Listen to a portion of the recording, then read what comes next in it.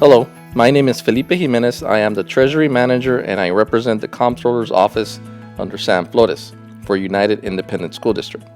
Today, we will be presenting the Student Activity Fund Sponsors Training for the 2021 school year.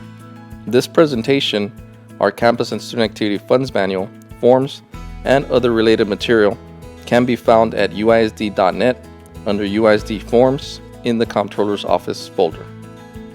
In this presentation, we will be going over the sponsor's responsibilities and expectations, as well as the forms and procedures that are to be used when managing student activity funds for our student clubs.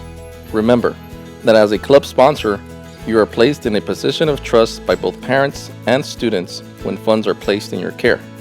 The basic purpose for the collecting or raising and expending of activity funds must be for the direct benefit of the students or for the general benefit of the school. Now, Coral Perez, Staff Accountant, and Norberto Martinez, Activity Funds Accountant, will present the rest of the slides. Sponsor responsibilities. All fundraising activities will be approved in advance by the principal by using the designated form. Sponsors are responsible for both safeguarding and accounting for funds received from and/or on behalf of students. Student activity money will be deposited with the bookkeeper daily in the same form in which it was received. At the completion of all fundraisers, the final report section of the application report for fundraising activity will be completed and submitted to the principal for approval. All purchases made on behalf of the student organization will be made by check and approved in advance by the principal using the check request form. The sponsor will be required to submit a receipt or an invoice documenting the amount of the purchase. If a receipt is not submitted within 5 business days, the sponsor will be payroll deducted. No purchases will be made on an open line of credit. Exceptions to the rule will be pre-approved in writing by the principal. In addition, sponsors must use only the district's email system when communicating with vendors. All contracts must be approved, signed by the principal, and should not exceed 1 year. Maintain a positive balance in the club's account at all times. You will be required to sign a monthly statement on your club's account. Sponsor forms. All club sponsors and anyone handling student activity funds must fill out the following forms. Conflict of interest disclosure. This form will need to be signed by the sponsor. If any conflict of interest does exist, an additional form will be required. You can obtain the additional form from your campus bookkeeper and/or secretary. Responsibilities for sponsors of student groups and sponsor information sheet. The responsibilities for sponsors of student group form must be signed in acknowledgement of the listed responsibilities. The sponsor information sheet should include the sponsor's cell phone number and shall only be used to contact the sponsor should the need arise. Application for fundraising activity. This form must be used to document all fundraising activities. Application requires the principal's approval prior to the start date of the fundraiser. Fundraisers must be closed within 30 days of the ending date. Fundraising will not be allowed for the purpose of donating to external organizations. All fundraisers must include an inventory sheet and an incentives form, if applicable. Inventory sheet. The inventory sheet shall be used to account for all merchandise that has been purchased and/or donated. It is the responsibility of the sponsor to complete the inventory sheet and document any inventory discrepancies. Fundraisers shall not be considered finalized unless application for fundraising activity is accompanied by the inventory sheet. Please remember that leftover inventory may not be donated to external organizations. Incentives. All incentives must be approved by the principal. Incentives shall be limited to a maximum of 15% of the total inventory. The incentives request form must be submitted along with the fundraising application form when applicable. Application for collection activity. This will be the form you as a sponsor must use for any not-for-profit collection that runs for a period of 30 days or more. You will need to fill out the form yourself. You will be listing any deposits and expenses that the collection will have. This report must be closed within 30 days of the collection ending date. For collections that do not run more than 30 days, but you have a pending student collections from 1 or 2 students, that cause the collection to extend over the 30 days, you do not need to submit this form. A note must be made on the deposit breakdown form explaining the pending student collections. Transfers between accounts. When a transfer is needed, you must use the transfer request form shown on this slide. This form is used when clubs need to pay each other for services or goods. The only account that is allowed to lend funds that must be repaid will be the principal's account, and it is ultimately at their discretion. Deposits. Upon depositing funds you may receive from students, this is the form that must be filled out by you prior to depositing the funds with your campus bookkeeper. If you are receiving funds daily, you must be depositing on a daily basis with the bookkeeper. If you have multiple fundraisers and collections going on, please do not commingle the funds. You must use one deposit breakdown form for each activity. In the event that you do not have time to deposit at the end of your day, each bookkeeper will have safekeeping deposit bags that you may leave the funds overnight in. These bags will be put in the safe by the bookkeeper, and you must settle the deposit within 24 business hours when using these safekeeping bags. Money collected. Anytime you receive funds from students, you must use the money collected form shown on this slide. It is a simple form that only includes the student's name, the amount of money you received, and the student's signature. We do not require the student's signature if it is pre-K through second grade students. The total collected at the bottom of the form must match the total of the deposit breakdown form. Checks. When you need to purchase anything with school funds, you must only use a school check. You may not pay cash for school expenditures. The check request form shown on this slide will be what you need to turn into the campus bookkeeper in order for them to process your check. You must submit the check request forms with the supporting documentation. You must submit the receipt from the purchase within 5 business days. If you do not submit this receipt within the given time frame, you will be payroll deducted for the full amount of the receipt. Checks will be printed at the campuses on Tuesdays and Thursdays. Money disbursed. The money disbursed form shown on this slide will be used when you issue cash for meals or for refunds. It must include the student's name, the amount disbursed, and the student's signature. We do not require the student's signature if it is pre-K through second grade students. Outstanding invoices. All invoices must be paid in a timely manner. Any invoices that will be paid off in a series of payments must be received by the bookkeeper and approved by the principal.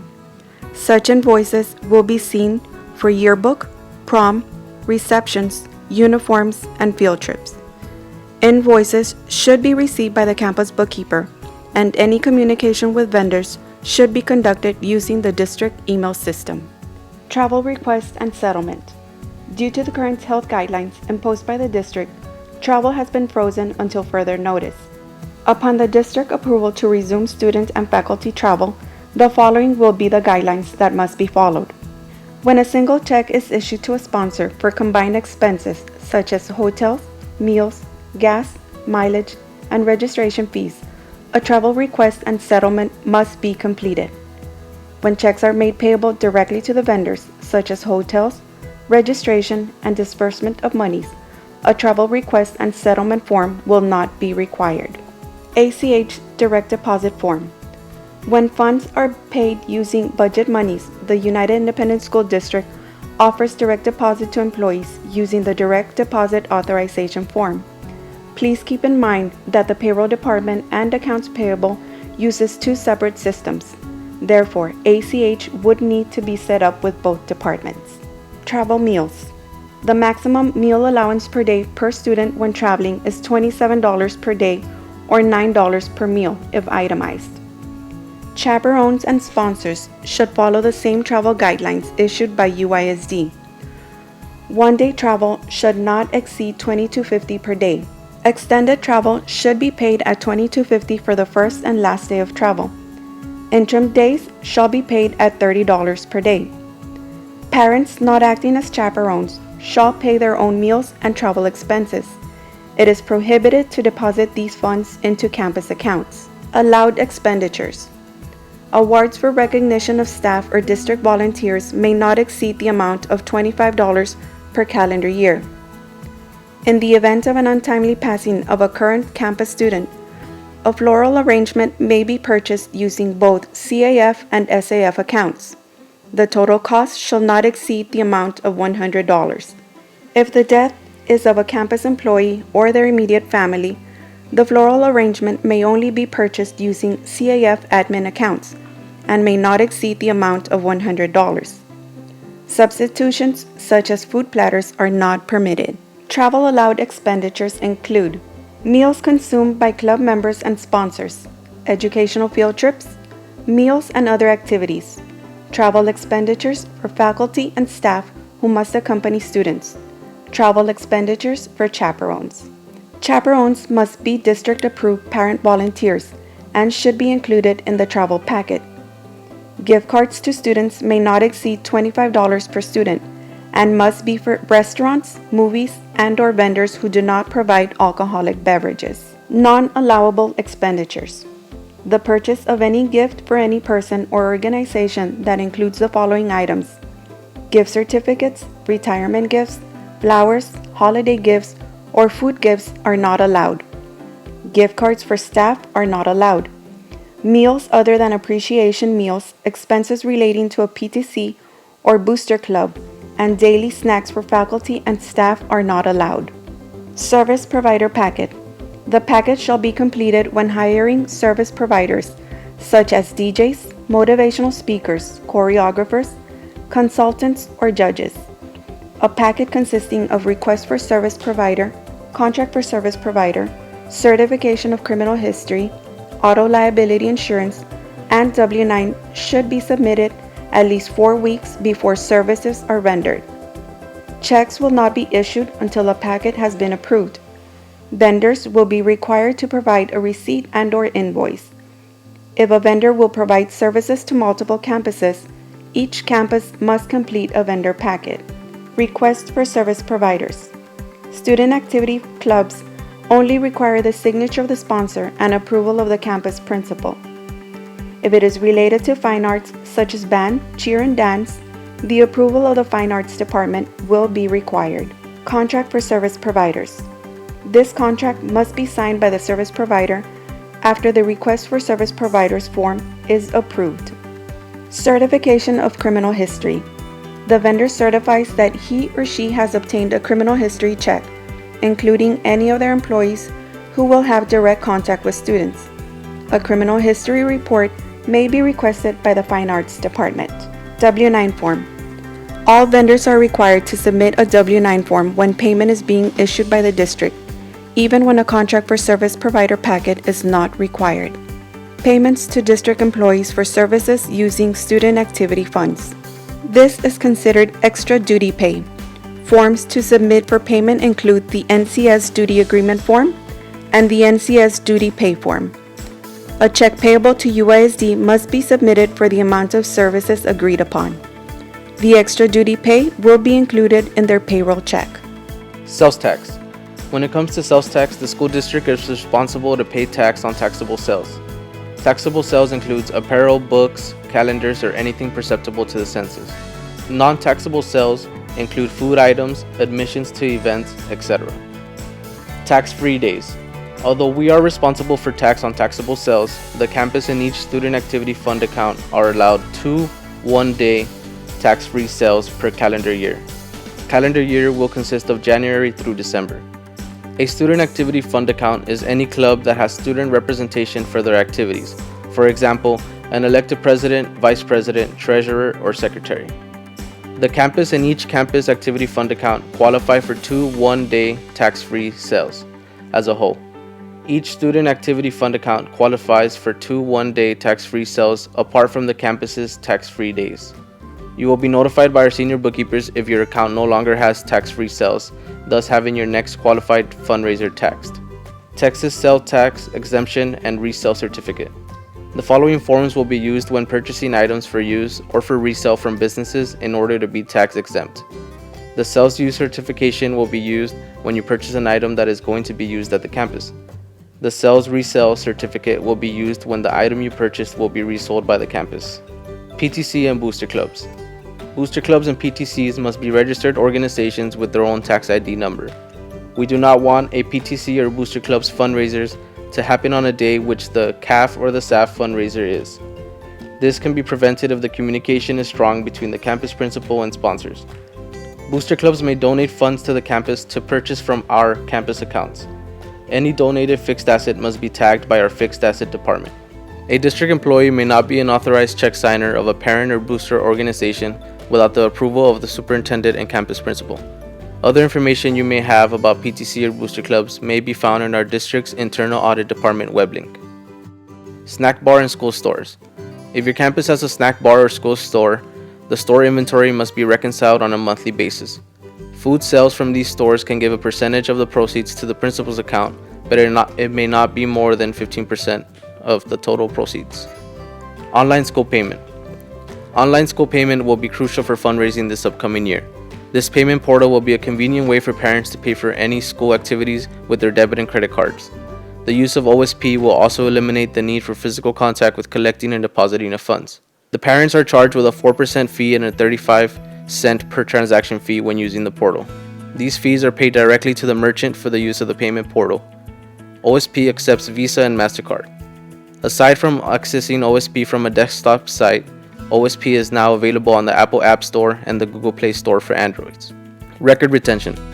As a sponsor, you are required to retain records for 7 years as per the IRS guidelines. If you choose to relinquish your duties as sponsor, you must submit all the records you have possession of to the principal until another sponsor is chosen for the club. The documents required to retain are deposit forms, check requests, club meeting minutes, and other documentation pertaining to the club. Report fraud.